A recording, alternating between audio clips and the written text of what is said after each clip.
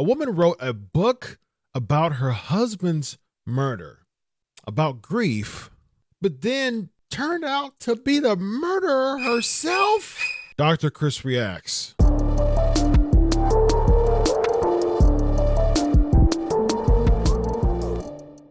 Utah mom who wrote a children's book about grief after her husband's death. She has now been charged with killing him. Kana Whitworth joins us with the latest. Good morning, Kana.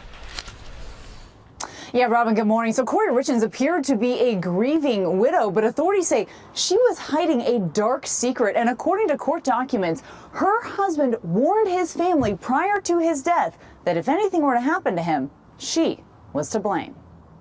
What? This morning, a Utah widow who authored a children's book about how to cope with grief following the death of her husband is now accused of murdering him. My husband passed away unexpectedly last year. He was 39. It completely took us all by shock.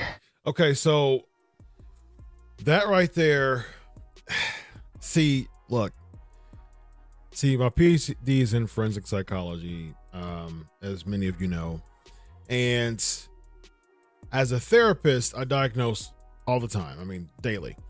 And so when I look at someone like that who turned out to be the murderer, I'm not diagnosing her because I haven't talked to her enough yet, but I'm just letting you know what I see as far as just symptoms of something. All right. And so, man, I'm telling you, when I see that type of face, knowing that she's the one. Look at that. Like, knowing that she's the murderer, that to me screams of antisocial. Like, just lack of remorse, just disconnection, disassociation from feelings when it comes to aggressive behavior toward other people, violent behavior toward other people. And a lot of people with antisocial, not all, but a lot of people with antisocial, they get to the point of manipulating people to believe, and then in themselves, they try to find some just warped justification that they are the victim. I'm a victim. And so when I'm looking at these mannerisms, it just seems like she just has no just sympathy, just no regret. It's just the subtle things about her. When she says that, she's taking a deep breath. She's doing the whole grief thing. She's on the news. It just seems like guilt, but not necessarily remorse, but she knows she did it, allegedly. And the guilt that is in there is being shrouded by ways to justify her actions. It just screams antisocial to me. A mother of 3 this week and charging her with first-degree aggravated murder. Investigators say in early March of last year, Kouri poisoned her husband Eric. The 33-year-old then poison is it's subtle. It's a way that doesn't have to be very overt. It's conniving. It's calloused. It's really just calculated. It's really calculated, and that's very common for people that deals with things like that, who it's just like, man, and I'd imagine seemingly from this type of case is very similar to a lot of other cases when it comes to this. This just seems like it was calculated from a long time. Now, look, I don't know Kouri. I don't know her story, but oftentimes stuff like this deals with life insurance stuff. People with antisocial, they don't have the ability to maintain long-term relationships. That's a big thing with antisocial as well. So maybe she was just getting bored in her marriage. A lot of times there's infidelity. There's some other person. This Kouri may have not. I mean, look, Eric could have been just the perfect husband, the perfect father. But if someone is dealing with antisocial, they just don't have that connection anymore. Or it's not really favoring them in certain ways. And then they go away from it. And then they try to find ways to subtly go away. Divorce probably wouldn't have been an option because she wouldn't have got what she wanted all the way. That's the reason why, unfortunately, a lot of people, honestly, a lot of women within these types of situations, they hire hitman. That's a really big thing as far as hiring hitman to take out their husbands. Or they do some subtle things such as poisoning, usually arsenic. So those are certain things that this case is par for the course as far as just the very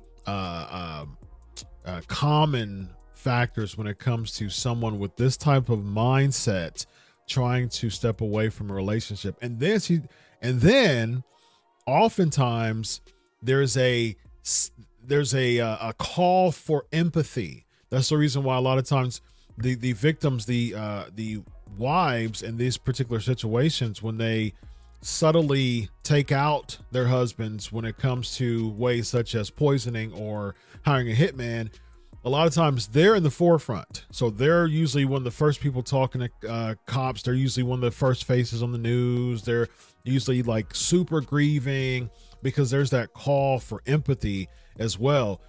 This is very similar to other cases because the grief and that was writing a book, the grief in writing a book is very par for the course when it comes to that emotional pull that someone in this particular situation is trying to get to further separate herself from being the perpetrator from a public eye and even from a personal eye as well.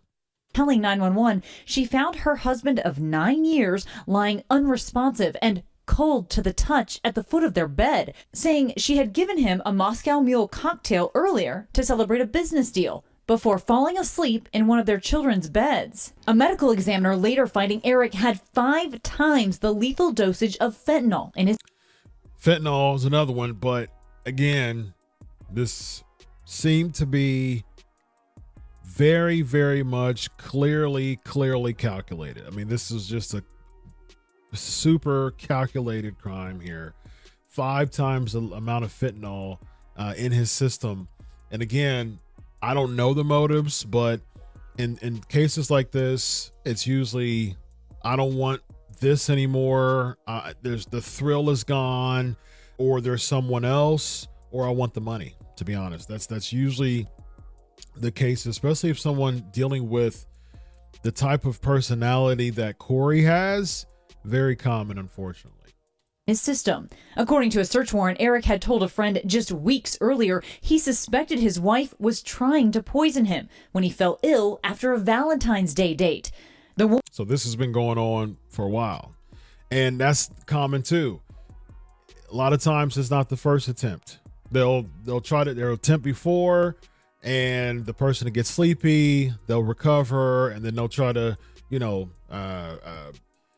try to clear it out, just try to reset. Oh, I'm sorry, you're so tired, you've been working, and try to cover that up. And then either immediately or within weeks, sometimes months, to not make it seem as if there's some type of pattern here with the person saying, oh man, I'm getting slow. Why am I getting so sleepy? So tired. A lot too much. Like I'm getting really sleepy lately, just abnormally. So a lot of perpetrators, when it comes to those type of really silent, deaths, that type of silent motives of murder, they don't make it like immediately. They don't do like day after day after day after day, because the person will notice something at that point and then start to question. And so it's patchy. They'll do it today, it doesn't work, then they'll do it a few weeks from now, they can do it 3 months from now, because they don't want those immediate patterns to cause someone to start asking questions or to feel suspicious. Warrant claiming Eric broke into hives and couldn't breathe, eventually having to use his son's EpiPen and Benadryl before passing out for several hours. Court documents allege Kouri, on 2 separate occasions, bought $900 worth of pills from a dealer. The first time looking for something dangerously potent. See, there's the hitman type stuff right there. So looking for a dealer. So that person, so Kouri looked for a dealer. So it's similar to hiring a hitman. So this person has drugs and she's looking to buy that from him. So instead of just having the person off Eric, she's going to buy the drugs from the dealer at a potency level in order to take out Eric herself and make it seem like Eric just left. She just passed away because she doesn't want the suspicion of the hitman being some type of undercover cop or something like that. She just wants to do it herself. Even asking for the Michael Jackson stuff, referring to the King of Pop's overdose death from a different powerful painkiller. I will tell you, based on experience, extremely common that when one spouse kills the other, they tend to leave a fairly easy trail for law enforcement to follow. And just last month, Richins appearing on a local television station to promote her book, which she says she wrote to help her 3 young sons grapple with the death of their father. Did you notice that? So she wrote the book to help her sons. So she's looking for that out, the emotional out from the public eye, because she's bringing her sons in the mix to further gain those empathy cards. And so basically it just makes sense. She's writing a book to support, her kids in this, but it's not more like I'm feeling so downtrodden and so grieved by it. It's, let me bring my kids in because that'll really get them. That'll really get the public eye. And so it's like this masquerade of trying to gain the empathy from the public eye by bringing the children in and saying, I'm writing this book for them. Not for me, but for them.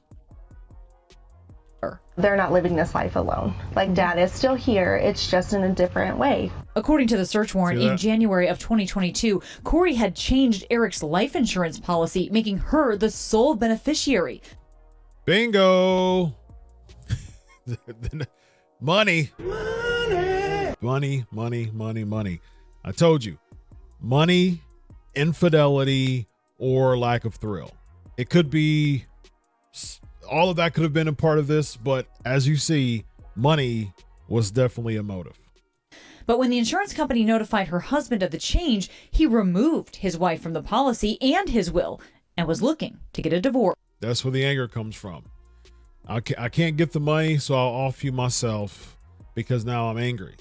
A lot of times when it comes to insurance policies, spouses off their spouse, unfortunately, to make it subtly seem like they passed away so they can get a part of it, they can get their cut of the policy. However, it just seems like there's some anger here because she was written off because he knew that there were some things that were sus from a long time ago. Another red flag in almost every domestic homicide is insurance policies. Now, Kouri's attorney has declined comment, but family members are filing for guardianship of the couple's 3 sons. And you guys, she has another court appearance later this month. So that's that. So that is the case of Kouri Richins, unfortunately, allegedly murdering her or killing her husband, Eric, via drugs for money that she wanted that she couldn't get. Seems like he was like, oh, there's some things that were sus from a while. And so seemingly she attempted to do it a couple of times. And unfortunately, there was a fatal dose for one. So ladies and gentlemen, that's Dr. Chris reacting to the story of Eric Richins and Kouri Richins. So long, be blessed.